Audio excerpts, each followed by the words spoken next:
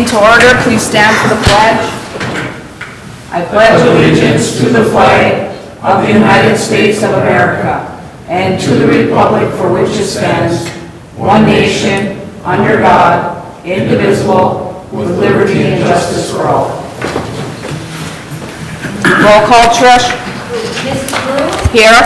Mr. Kramer? Here. Mr. Menegini? Here. Mr. Oja? Here. Mr. Hawk? Here. We're going to move on to the approval of the agenda, but before we do that, we are going to move number 12 to number 7 on communications. With that change, do I have a motion? I'll make a motion, we approve the agenda as noted. Support. Mr. Kramer? Yes. Mr. Menegini? Yes. Mr. Oja? Yes. Mr. Pop? Yes. Mrs. Brew? Yes. We'll move on to the approval of the minutes. Regular meeting of May 6, 2019, special meeting of May 7, 2019, and special meeting of May 13, 2019. Do you want them separate, or can we do them together? I think do them separate under the circumstances. Okay. Do I have a motion on the regular meeting of May 6, 2019? I'll make a motion on the meeting of May 6, 2019. Support. Mr. Menegini? Yes. Mr. Oja? Yes. Mr. Pop? Yes. Mrs. Brew? Yes. Mr. Kramer? Yes. Move on to special meeting of May 7, 2019. Make a motion on special meeting of May 7th, 2019. Support. Mr. Oja? Yes. Mr. Pop? Yes. Mrs. Brew? Yes. Mr. Kramer? Yes. Mr. Menegini? Yes. Special meeting of May 13, 2019. I'll make a motion, special meeting of May 13th, 2019. Support. Mr. Pop? Yes. Mrs. Brew? Yes. Mr. Kramer? Yes. Mr. Menegini? Yes. Mr. Oja? Yes. We'll move on to the approval of the manifest 2019-11. Scott, you have any questions? I have anything, nothing tonight. Brett? I have none. Lee? A couple comments. I'd like to congratulate Trevor Anderson, who got the $1,000 2019 WPPI Public Power Scholarship. Every year, how many years have they been doing that now, Ray? It's been Oh, a gosh. few. Yeah, it's been 6 or It's 7. nice of our WPPI partners to do that. Question under buildings and grounds. Second item there, energy control and design, ordered new valve actuator installed. What, is that something above and beyond our high vac people, or? Yeah, that's something that our heating and control people, that we bought the system. Oh, from, Yeah, it's a programmed valve. okay. And then I also see that we did get reimbursed from the state for plowing out the snow removal along US 2 for Norway Eye Care and the bank. That's all I have. Jeremy? I have none either. Do I have a motion on the manifest? I'll make a motion, we approve manifest number 2019-11 in the amount of $557,899.16. Support. Mrs. Brew? Yes. Mr. Kramer? Yes. Mr. Menegini? Yes. Mr. Oja? Yes. Mr. Pop? Yes. All right, I'll have Ray respond to the questions from the last manifest. Yeah, there were 2 questions publicly on the last manifest, which I gave to council in the report. The first was welding.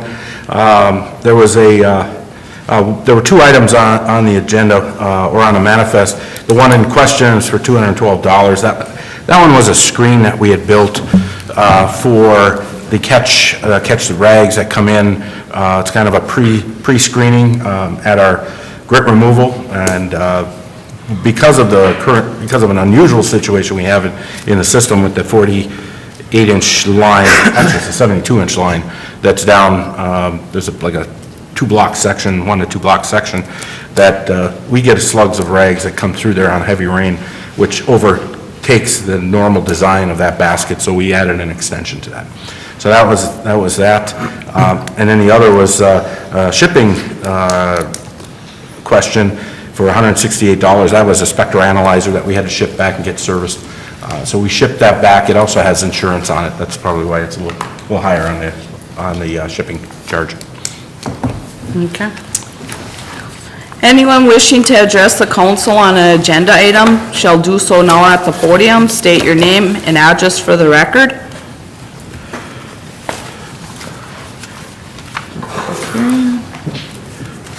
Move on to communications. Number 7. Okay, this item was brought up at the last council meeting. The council did decline this request at the last meeting. However, when I informed the department, it was the electrical department, as for the compact excavator, there was a specific request from the department to bring this back and ask for council's reconsideration.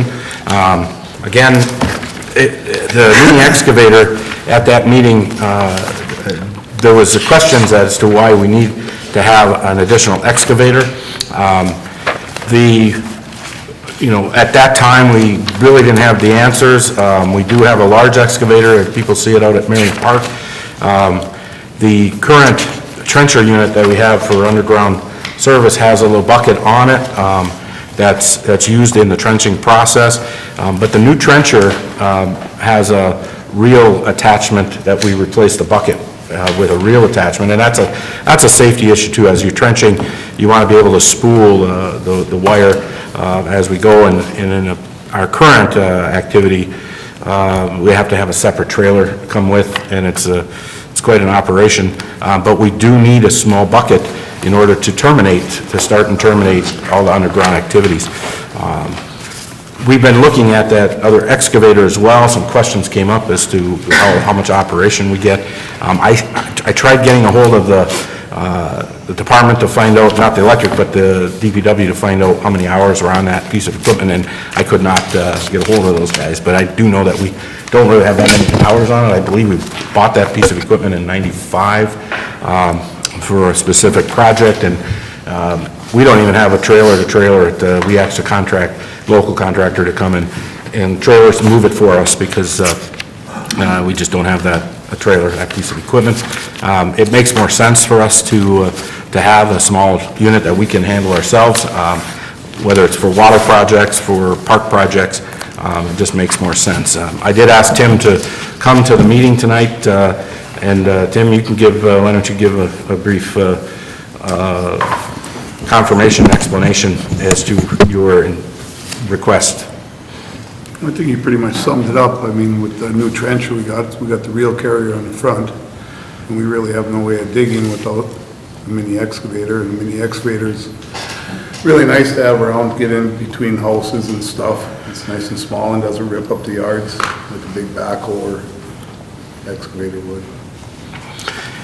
With the service line issues we're going to have coming forward with the new lead copper rules, we anticipate also some service line work in the water department. We also know that we're in and out of the parks doing different projects, and so that particular piece of equipment is more user-friendly for us than a large excavator. Our intent is to sell the large excavator. I think that we'll be able to get a pretty good market value for that piece of equipment. So I'm going to open it up now for council comments, questions. I do apologize for bringing it back this way, but it was a specific request from the department that we ask you to reconsider. If you remove the bucket with a reel handler, why are we also buying a reel trailer then? Because you needed that to haul the reels. Now you're using the trencher to haul the reels. I'm not buying a reel trailer. Isn't that what that small trailer was for? No, the trailer that you guys approved is to haul the new trencher, and then the ditch witch trailer we have right now, I'm going to use that to haul the mini excavator. Because the new trencher won't fit on the ditch witch trailer. That's why I had to go with a bigger trailer. And most of your new construction is going to be underground? Yeah, about 80%. About 80% of it? Is all. Wherever you possibly can, you'll be going underground. Correct. How many Tim, how many requests do you think and this may be an unfair question just to ask you off the cuff, because I didn't ask you ahead of time, probably should have anticipated this question, but how many underground requests do we get changing services during the course of the year? Well, every new service is always underground. And like when we were down WPA Road and rebuilding that, a lot of the customers requested that we put underground in, and they switched their services over. Yeah, I mean, we're getting more requests to go underground as opposed to the aerial. But how many areas, I mean, do you really go where it's that tight that you can't fit the backhoe in there? It's not a huge piece of equipment. It's a sizable piece, but it's not a huge piece of equipment. Well, the backhoe's really not ours, it's the street department, so they're using it most of the time. Right, but the street department will be using the mini excavator if it's approved, so Right. the equipment goes between. But the backhoe rips up yards pretty good and stuff, you know, and it digs a lot bigger hole. It's, What's the difference in the size of the bucket? I think what is that bucket on there, Brian, an 18-inch or 12? Either 18 or 24 foot, Yeah, I think what is on a backhoe, 36 or 30? probably 30 or 36 on that one. The big advantage of him is the rotation, 360-degree rotation. With a backhoe, you're limited. You're always positioned it, or an excavator, you could, take dirt to the front, put it right behind you.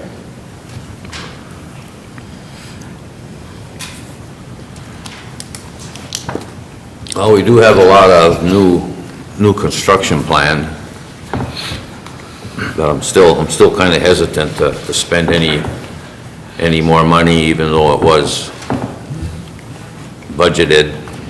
But because of our situation out at the hydro, I'm still a little leery about it. But if you need it and you're going to use it, I'm for it. Would the selling of the Cabelco defer the cost of the Mini? Roughly? I don't know what you'd get for the other excavator. Do you know that offhand? The 150 Komatsu that you guys currently have?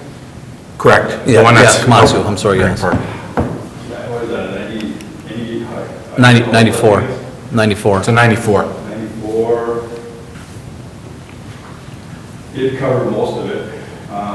You'd probably get somewhere between 20 and 25 grand for that thing. Okay. Maybe up close to 30. I don't know how many hours, depends on hours, undercarriage, without actually Okay. doing an appraisal on it. But typically that vintage,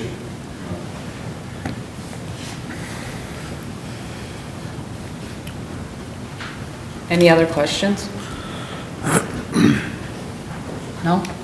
If not, is there a motion? I make a motion that the John Deere be approved for the purchase of a John Deere 26G compact excavator for a price not to exceed $34,851. Support.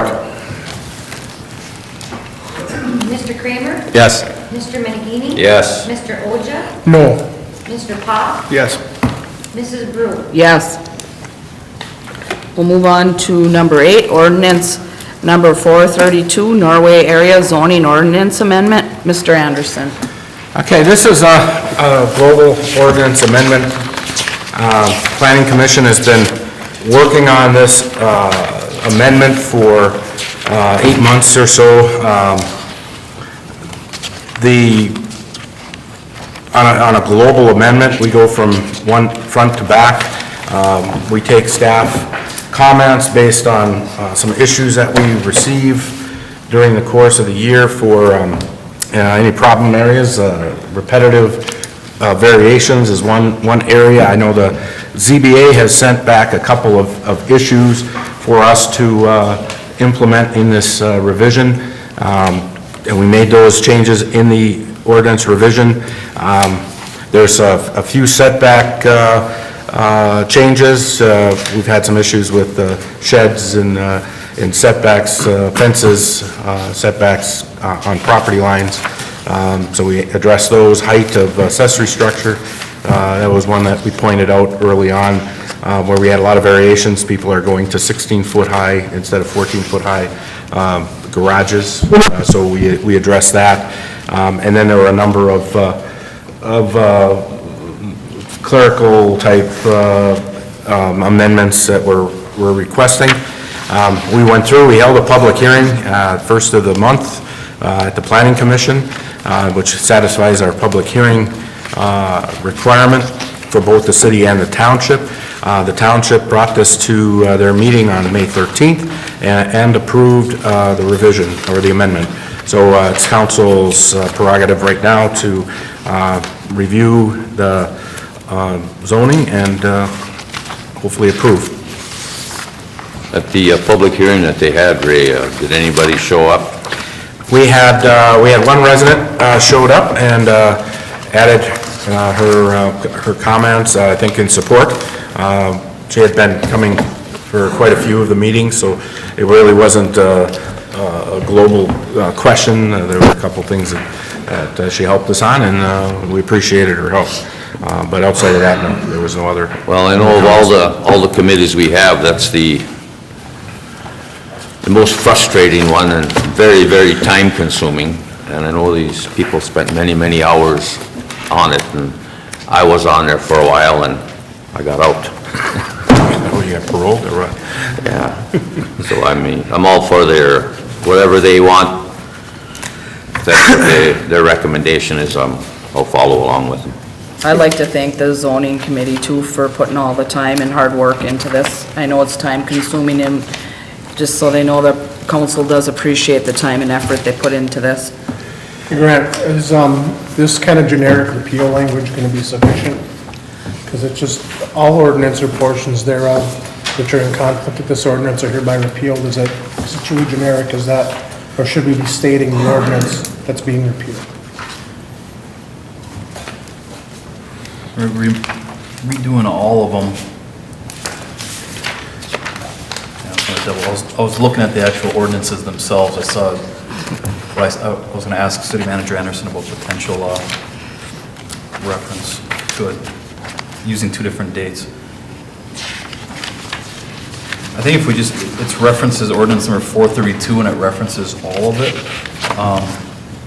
In ordinance 421, I think in the recommendation language, it should reference that the repeal of ordinance 421, right, when replaced with ordinance 432, should be referenced specifically versus the broader language that's contained therein. That's what I was thinking, because that's what I wanted to ask. Yep, I agree. Also, since I'm talking a little bit, just a quick question. I was looking through, because it seems like it's always a hot button issue. Whenever we have sign issues that pop up, it seems like signs are always an issue between rummage sales, political signs, or graduation parties. City Manager, I was just looking at page 13, section 1015, the exempt signs. It's talking about the political signs, and it says those are exempt from getting a permit, which I think is in compliance with the current state of the law. And it says, cannot be erected 45 days prior to the election and removed within 10 days after. Then I was looking back to page 6, where it references signs for regulations in residential areas, on section 1, page 6, down at the bottom, and it says 60 days down there. I don't know if that was, if they wanted, continuity, both, 60 and 60, or it meant to be 45 and 40, or if there was an intentional difference between the two. I just wanted to catch it before we went ahead and approved the language. Or if there was a reason. What was the first page that you referenced? Page 13 at the bottom. 13, okay. When it references exempt signs, and it has the 45 days. And then on page 6, it says temporary signs, 60 days before the election. I believe, from my understanding of the statute governing, or I don't know if it's a statute or an appeal or policy with political, quote-unquote, freedom of speech political signs, that it has its own definition. If you notice under page 6, the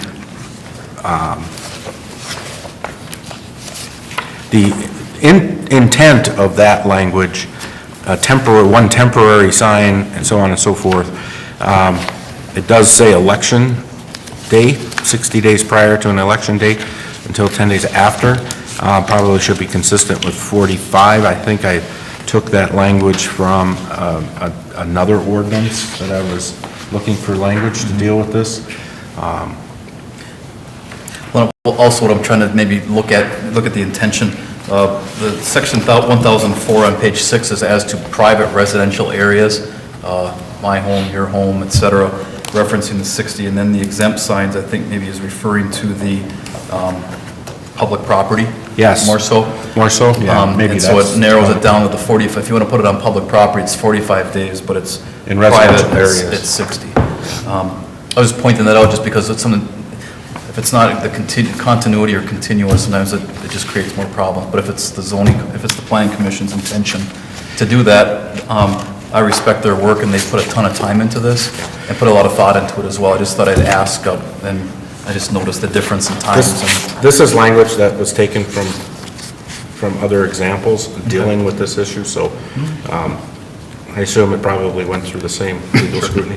just caught my eye with the different timeframes. Yeah, and a little bit confusion. confusing, that's Right. what I, just trying to maybe make sure, for the public too, to hear it, and I have some questions about it. Yeah, I do think the intent is separating the public areas versus the residential areas, the residential zoning areas, where you typically get most of the complaints that are out of the residential area.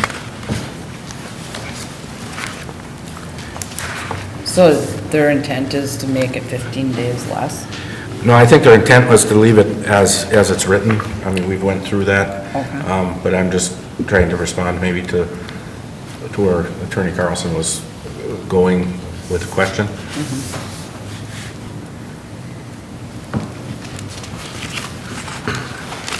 I mean, that's definitely can be an area down the road if we just find that to be, completely botched. or- It just seems like it's always a cause for confusion, and people get confused about it, and defensive sometimes too, and I just, like I said, just the two different timeframes jumped out at me, and it seems like it's always difficult from city council all the way up to governor, trying to decide when you can do some of these things, and also respect the beauty of our area and the tranquility of our properties, so. And the mix-up, because a lot of people are gonna put them out, and they're gonna, because that's what the law is, or whatever, is the 60 days, and then people are gonna say, well, I thought it was 60 days. So you might get a little more, It does specify residential areas as opposed to say along the highway. And it probably gives them an additional 15 days because you're in that residential area and it's you get permission from the people and you can put them out,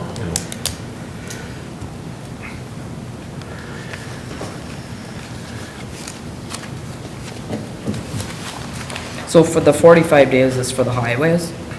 Yeah, it would be outside, it would be in the business districts, it would be outside the residential areas.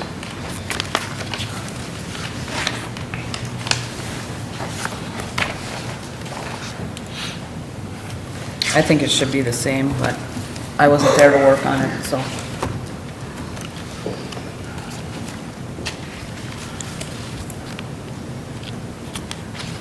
Any other questions?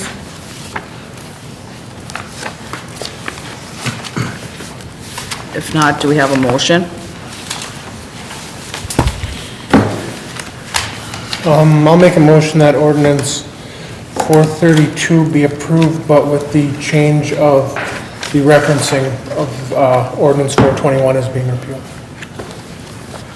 So your motion would be to repeal Norway area zoning ordinance number 421 and to adopt and approve new proposed ordinance number 432. I just wanted to make sure, because it's in here as that vague language, that it was changed on there. So in the first sentence, an ordinance to repeal ordinance 421 and not amend. Right. Okay. Because that's what we're doing. That was That's the fine. intent as far as I understood. Under repeal, all ordinances of portions thereof are hereby repealed. So under Article 3, it does repeal. I'm not, there's a motion on the floor. Do I have a second? I'll support. Mr. Menegini? Yes. Mr. Oja? Yes. Mr. Pop? Yes. Mrs. Brew? Yes. Mr. Kramer? Yes. We'll move on to the approval of State of Wisconsin Managed Forest Law Service Agreement. I mentioned this earlier to council that we actually were informed by the state of Wisconsin. We're doing a cutting over on the Wisconsin properties pursuant to the Wisconsin Managed Forest Law. We are currently in the program for the 350 acres that we have over by the hydro, across the river from the hydro. And we're required to do managed cutting on that property on a prescribed schedule. We were informed this past year that as we move forward with our cutting, which is going to happen this summer, that our plan is up in 2019. And our forester also, Brock Van Oss, he also was aware of that and contacted me about it. He said that as he was working on this cutting, that he could pretty easily work on getting the update for the state of Wisconsin to extend our program. He gave me a price not to exceed $1,200. I think he's done a fine job on getting this cutting done and for us, handling this and managing this for us. Really haven't had to do a whole lot of work myself. I think he's managed it quite a bit. So, and I think that $1,200, I know I've had over the course of years, different foresters from Wisconsin, you know, when they know we're in the program. I'm just, since he's been working on this and familiar with it, I think we're going to probably get a pretty good deal on having him just update it. So I'm asking council's consideration just to approve the Van Oss Forestry Services to provide the update for $1,200. I'm fine with just going with Van Oss again because we've been satisfied with his service, and I don't think on this one we need to bid this out. Personally, I'm satisfied with just going forward. Do I have a motion? I'll make a motion that the State of Wisconsin Managed Forest Law Service Agreement with Van Oss Forestry Services be approved for a price not to exceed $1,200. Support. Mr. Oja? Yes. Mr. Pop? Yes. Mrs. Brew? Yes. Mr. Kramer? Yes. Mr. Menegini? Yes. Move on to ordinance number 433. Okay, this particular ordinance is coming before council, and, you know, as we've discussed ordinances in the past, different ordinances, we've used different methods for first reading, second reading. In our charter does not specify for specific readings of ordinances. It only specifies what to do after we pass the ordinance. This particular ordinance, though, amendment, is specific to the new fireworks law. Remember back in 2012, we passed an ordinance based on a 2011 law that the state of Michigan put forward that allowed fireworks in the state of Michigan.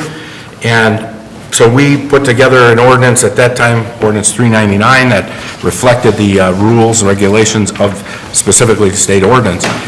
This past year, the legislators passed an amendment to PA 256, and the amendment is specific within now our amendment to ordinance 399.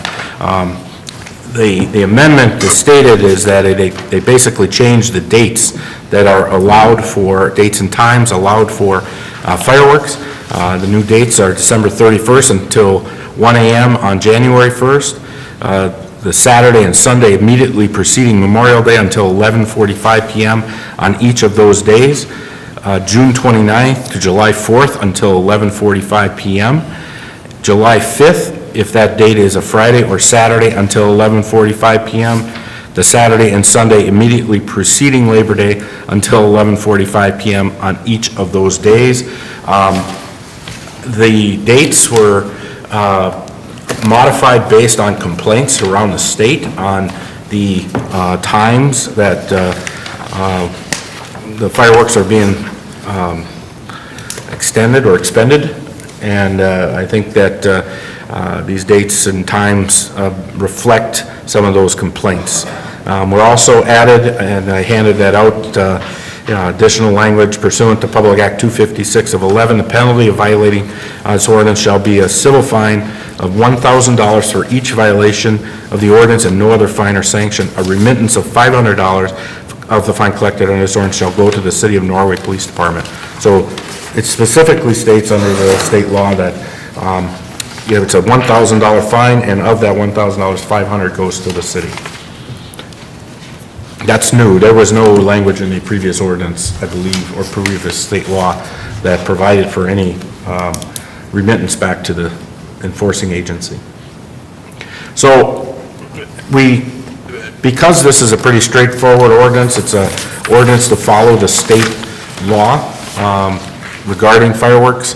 I'm printing this out on the dais today for council approval so that we can have this prior to Memorial Day, and also it's pretty straightforward as far as what the state says that we all need to do in our ordinances. I don't know, Grant, if you had any comment as such? I think you've covered most of it, City Manager Anderson. I think this was discussed down at the Lansing seminar I was at a few months ago. The city sent me down to pay for the cost of the seminar.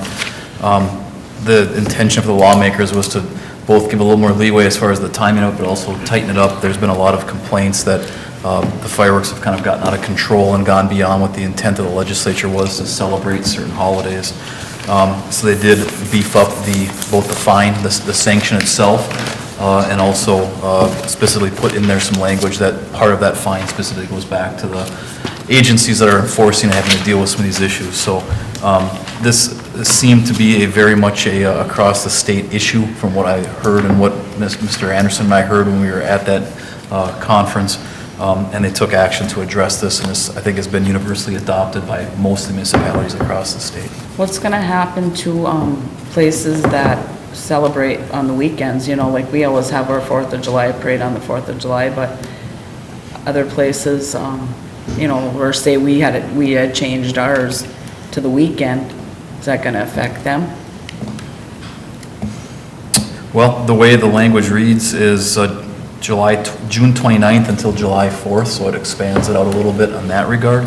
And then July 5th of that date is a Friday or a Saturday until 11:45 p.m.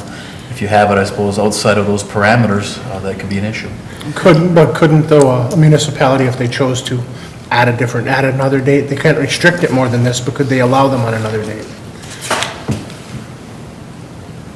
Because I remember when we went through this before, the first time we passed this, we couldn't be more restrictive than the state law. That was specifically spelled out, but could a municipality in that case be looser than the state law? Well, that's what I was wondering. Well, I think, though, the intent of the state law is to deal with residential fireworks. If we have, like, we have the Christmas parade, and we let off fireworks, but they're commercially let off. I mean, we have trained people, and we let them off. So I don't think that falls under the law, does it? It would be a separate, you start talking about commercial displays, that's different. That's different. But I mean, just say, And this references no person. you did the regular 4th of July fireworks on a Saturday. You know, well, then you know the kids want to light off their fireworks, usually when the big fireworks are. Or you get rain delays.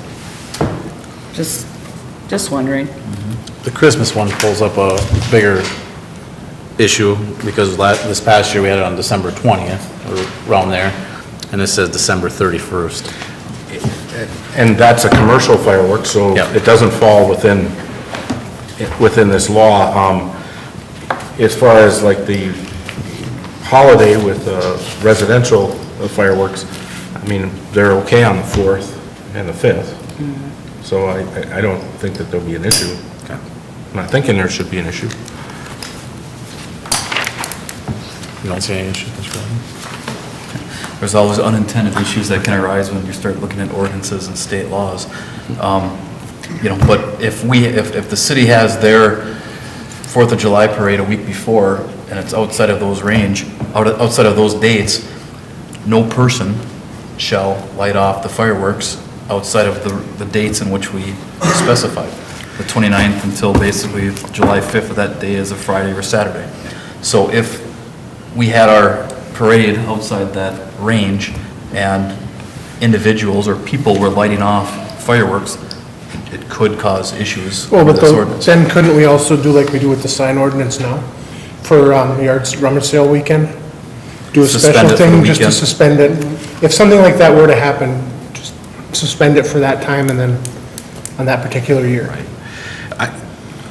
I'm not sure, I guess I'm not sure what the issue is completely, but, you know, reading this, what they're saying is that if July 4th falls on a Wednesday, then people aren't supposed to light off fireworks on Thursday. They're probably thinking that, well, people have to go back to work on Thursday, and so, you know, they don't want them to be firing off fireworks during workday.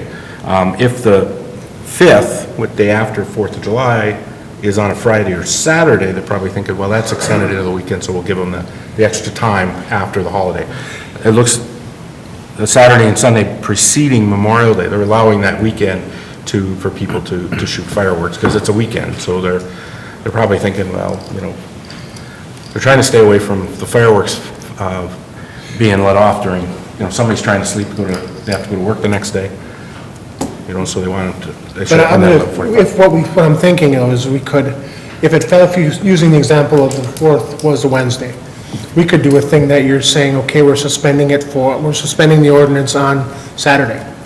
So you get Friday and Saturday to do your fireworks. Jeremy, to answer your question, the way the statute reads is if a council or a government decides to restrict the hours of firework use or setting off, we can do so, or we can extend it, but we cannot prohibit it on those Right. dates. So you could, if a special municipality, if a municipality, say on the city anniversary, Right. allowed it every year, We- they could add that date into their list of acceptables. And we Under can this suspend that, statute, we can add that. we cannot say fireworks cannot be lit on June 29th until July 4th. We can't say no fireworks those days. They're protecting your ability to use fireworks on those days. Doesn't say you can't expand it if you chose to do so. Right, that's, And so we can deal with it a lot like we do with our sign ordinance, you know, if we expand it or suspend it, or we deal with it on a case-by-case basis. If there's no other questions, do I have a motion? I'll make a motion, ordinance 433 be approved, and staff be directed to make publication and notice as per charter. Support. Mr. Pop? Yes. Mrs. Brew? Yes. Mr. Kramer? Yes. Mr. Menegini? Yes. Mr. Oja? Yes. Move on to approval of special events application, music in the park. Okay, this particular application is pretty straightforward. The music in the park has been going on now for a number of years. It's been growing in popularity. We're getting more and more participation from residents dancing and enjoying themselves at these events. I think it's been a great thing for the downtown during the summer. And I want to start by really thanking our event organizer, Carol Sundstrom, and Mr. Hunt, Greg Hunt, who have spent a lot of time over the last number of years to help keep this going and organize the event. Now, this past spring, Ms. Sundstrom contacted us and said, hey, we'd really like to block Main Street because of these extra activities. And as we went through the conversation, it really came down to we'd like to have the parking spaces in front of the band shell, just a half a block blocked off so that the vendors can be out in that area, because they actually have some requests from additional vendors for those evenings. And so we went to the DDA, we put this out in front of them. They were 100% in support of that activity. It's not actually blocking the street, because that was my question, was okay, if you block only half the street, then if someone comes down, they're going to get stuck and they're not going to be able to turn around. They said, well, we don't need the whole block, so I think it's just those parking spaces. The one nuance in it is that we do have one handicap spot in that area, and what we plan to do is, during the event, we're going to have a temporary sign constructed and set out for one of the spots on the side. So that spot will be available for handicap. So as part of our policy, that if any right-of-way is impacted, city council needs to make an approval for that to happen. Any questions? Well, I got issues with the blocking the parking.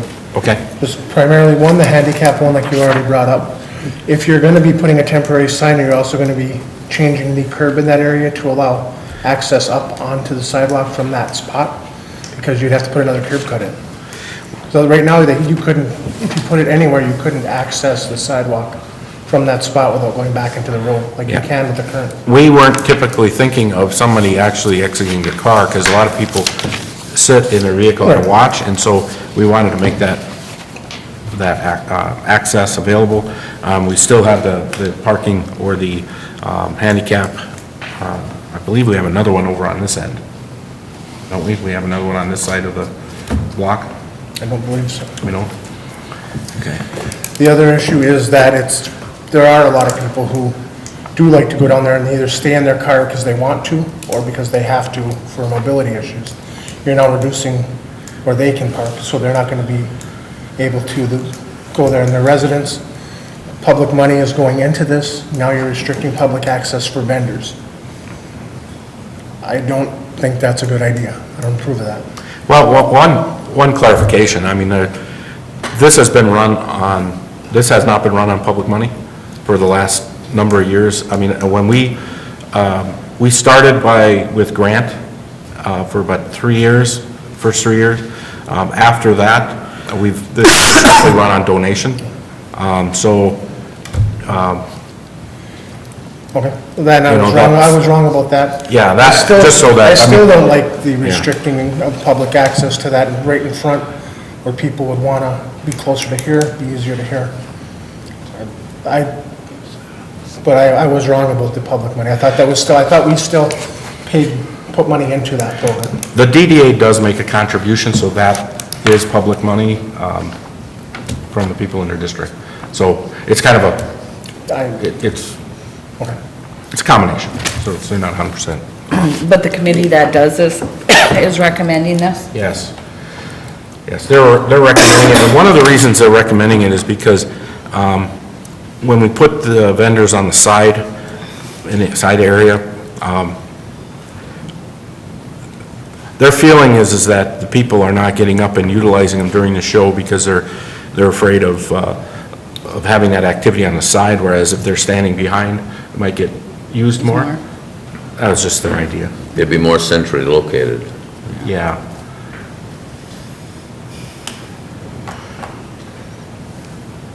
I don't have a problem with it because I don't organize it, so, you know, I guess I have to take their word on it, and they're the ones that put the time into it. Ray, could we maybe leave the handicap spot? And just give them the other 2 spots?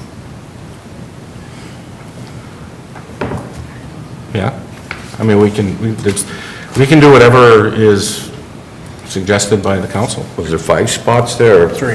3, plus the handicap? 3 including the handicap, but usually 4 cars can park there because there's such a big space at the end, at the bump out. We can try it. I would think that'd be difficult with the angled parking, because would almost have to be an all or none kind of a situation. I don't know, I think that would be, because it's angled.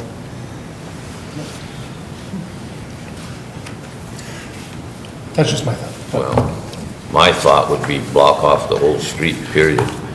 Because invariably, you go there, and whatever act is on, there's somebody that go tooling through with a loud muffler Yep. on a truck.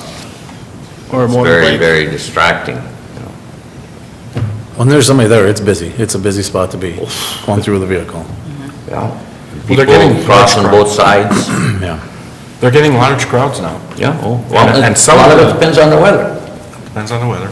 And I mean, some of these bands attract more people. There are a couple of nights, there was a mob down there. Yeah. Kept over here. Designate one over here, 2 or 3. Could.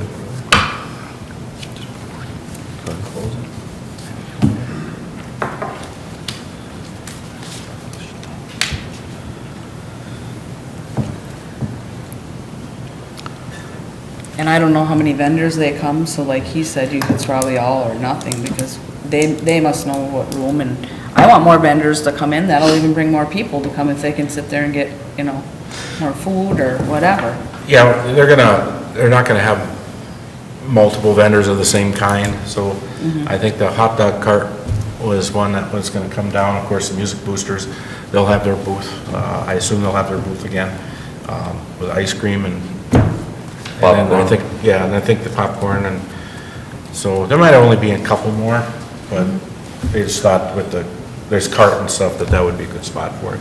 I mean, they might be able to fit it in with just a couple spots, but I just wonder on the safety of that anyway, because now you're still having a vehicle turn in right next to the vendor. yeah. Yeah, I think it's gotta be an all or nothing. Yeah.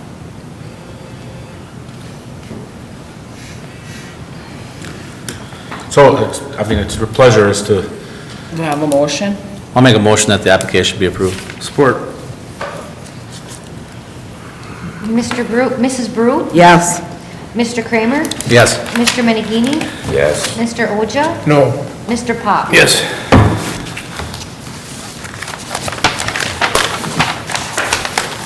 Move on to license agreement with the Iron Mountain Iron Mine Billboard.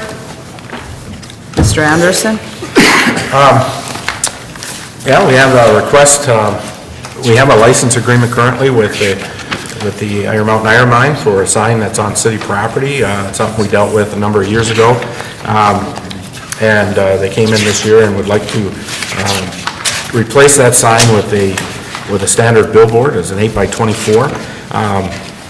Went through the zoning first, and the zoning looks fine as far as they meet the setbacks and the spacing requirements. The power line is right there, so we went through and looked at placement relative to, they need to stay within, outside of 10 feet physical distance from a line or a pole or transformer, which they're able to do.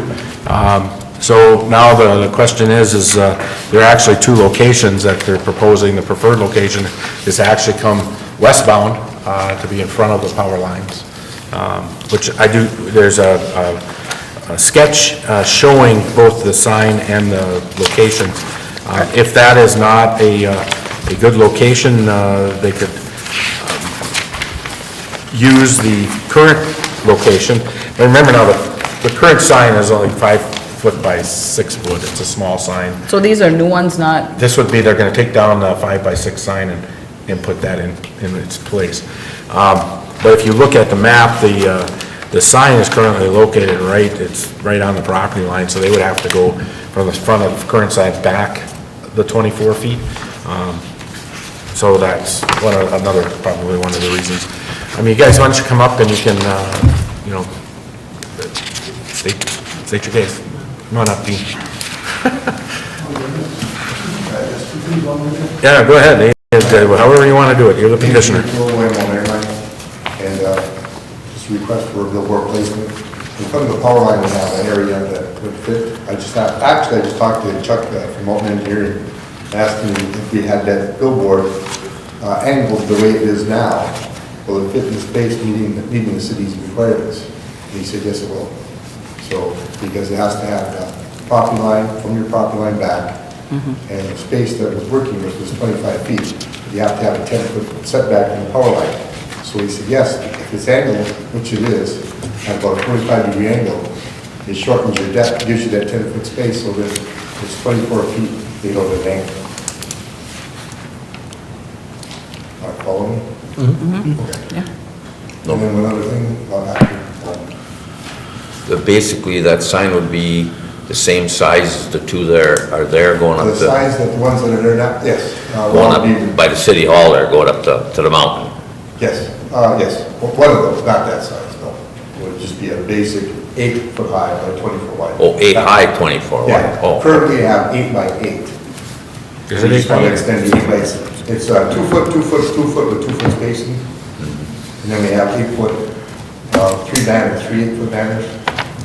And that's what we have right now. So it takes up an 8 by 8 area, but we're just going to go 8 feet on each sidewalk.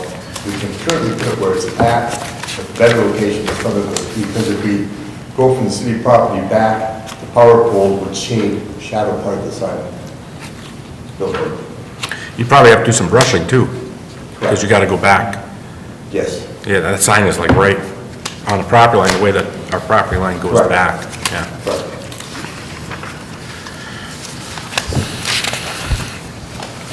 No, I have no problem with it, if it meets all the requirements. And hopefully it'll bring in more customers, which brings in more people to the city. Oh, yeah, that'll be- Absolutely. Yeah, I don't I have a agree. problem with it either. I don't have a problem with it either. Bring more people in, that's what we want. So the current lease agreement, it does have, we're gonna have to rewrite that grant, you know, with the new, because we have the description in the lease agreement.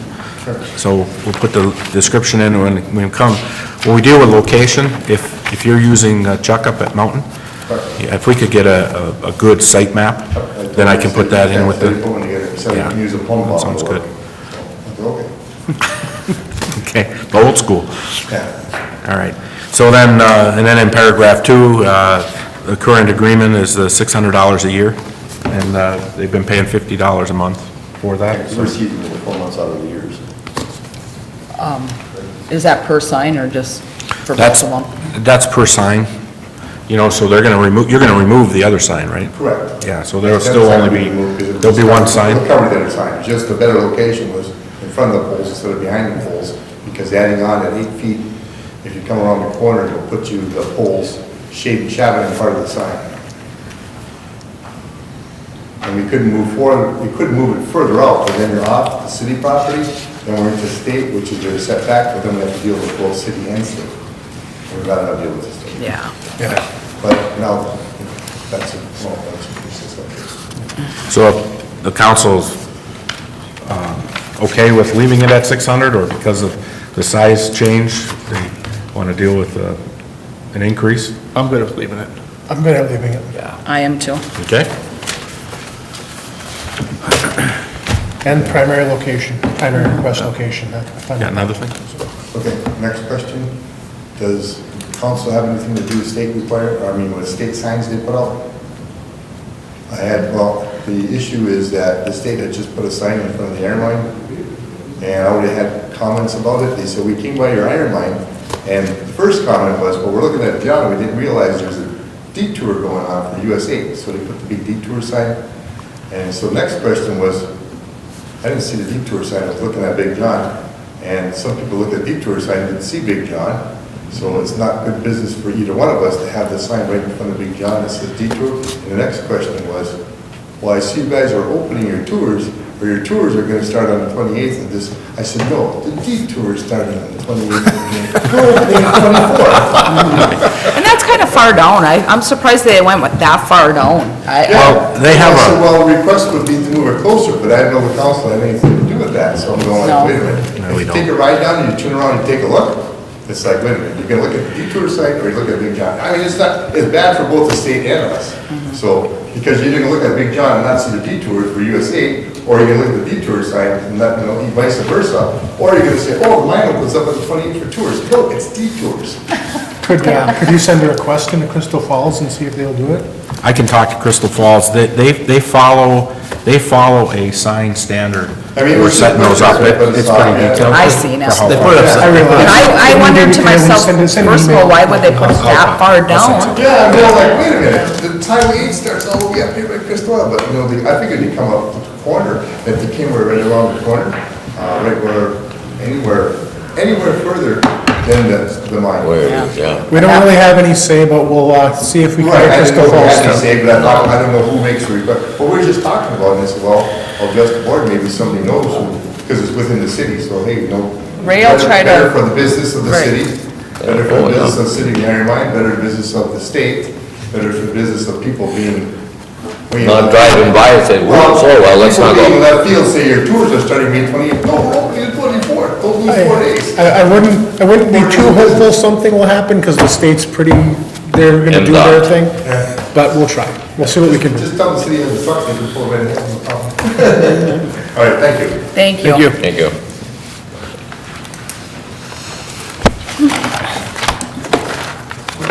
All right, do I have a motion? I'll make a motion that the council approve a license agreement with Iron Mountain Iron Mine for a new 8-foot by 24-foot billboard, and that the existing current sign be removed. Support. Mr. Kramer? Yes. Mr. Menegini? Yes. Mr. Oja? Yes. Mr. Pop? Yes. Mrs. Brew? Yes. We'll move on to approval, Communications Department, mapping updates and organizations. Yeah, this particular request, again, we talked about this during the budget hearing. You know, we're trying to get the cable maps, the communication maps, consistent with all of our other mapping in our GIS system. Been working with CCI and Empower to, how much it would cost to do that. Between the two of them, it's $15,220. I'd like to move forward in this budget year because we actually had monies that we aren't expending for the sweep. We're not going to be getting to that before July 1st, and we had like $37,000 in there, and we're not going to spend, so we'd be able to still save money in the fund and get this particular issue taken care of. So this is converting them from CCI's current format to Empower's? Well, this is converting it to a format like a basic AutoCAD that we can then put into Empower. Right, well, Empower. Yeah. From CCI's format to what Empower can Yeah, use. their format is so specific that they can't get it into the system. So they actually have to convert what they normally do into the more generalized AutoCAD. Any other questions? If not, I need a motion. I'll make a motion that CCI and Empower be approved to provide GIS mapping for the communication system for a price not to exceed $15,220. Support. Mr. Menegini? Yes. Mr. Oja? Yes. Mr. Pop? Yes. Mrs. Brew? Yes. Mr. Kramer? Yes. Anyone wishing to address the council on any item of interest shall do so now at the podium. We'll move on to council comments. Scott? I just have one question. We are going over budgets, and we know that we're slim in some departments, you know, and I hate to say this, but our roads are not looking good for us, but I'm also looking at Valley View. Would it be better for us if we cannot afford to pave it, to gravel it, Or crush it. crush and gravel? Because we have our own gravel pit where we can, you know, have all that done. I mean, we're losing so much in patching that every single year. As soon as 2 or 3 cars go over it, it's gone. Yeah, we actually have the same issue up on the north end of Perney Lane. Yeah. You know, I took a ride before the council meeting and took a ride through that loop, and, I mean, and Summit is bad as well, so, I Yeah. mean, So I'm sure I've heard from a lot of the residents on those stretches, Yeah, well, why absolutely. can't we gravel? You know, it's easier to grade that than it is to keep going back and patching and paying for that. yeah, we'd have to send a crusher up through there, you know, to do it, so it's still an expense. I can investigate it and give you an idea of cost. It's not free, you know. No, I know that, it's So we not gonna be do that. free, but it's, you know, and also looking at whatever it's gonna cost, the $400-some thousand to repave it, just don't think we have that right now, but some type of temporary. What about like a super patch? This super patch is not gonna work on Valley View. No. It's just, the Valley View is completely gone. I mean, it would be better if you just crushed it and turned the tailings back into a road. I mean, and ran a packer across it. If you keep upgrading it, it's gonna be better than what it is. And I think over by Perney is the same exact thing. It's been a while, been up by Summit, but I'm sure that is equally as bad. I know over by Perney, it's smoother to drive in the ditch than it is on the road, for sure.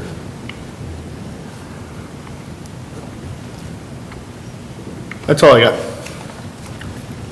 Brett? Attached to that, just so everybody out there knows, MDOT Category B road applications, 2.9 million was available for grant money, and only 110,000 was given out in the Upper Peninsula.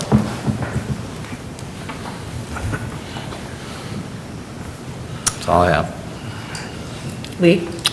Well, I see that everybody survived the rummage sale, citywide rummage sale. No incidents that the police were called to, right, Ethan? Which is good. Sometimes you wonder with kids running all over and the streets narrow, cars parked on both sides, but thank God Friday was a good day, and I think most of the business was done on Friday, and Saturday the rain held off, and I think pretty much same as last year. Don't forget the Memorial Day Parade. I believe it starts at 10:30. The weather extended weather looks good for it. And for what it's worth, it's National Public Works Week, and that's all I have. Jeremy? I was gonna mention the garage sales too, but they already took care of that, so I got nothing. I hope everybody has a safe and happy Memorial Day weekend. Grant? Nothing, thank you. Mr. Anderson? I have nothing tonight. Trish? All right. Do I have a motion to I'll adjourn? make a motion to adjourn. Meeting adjourned.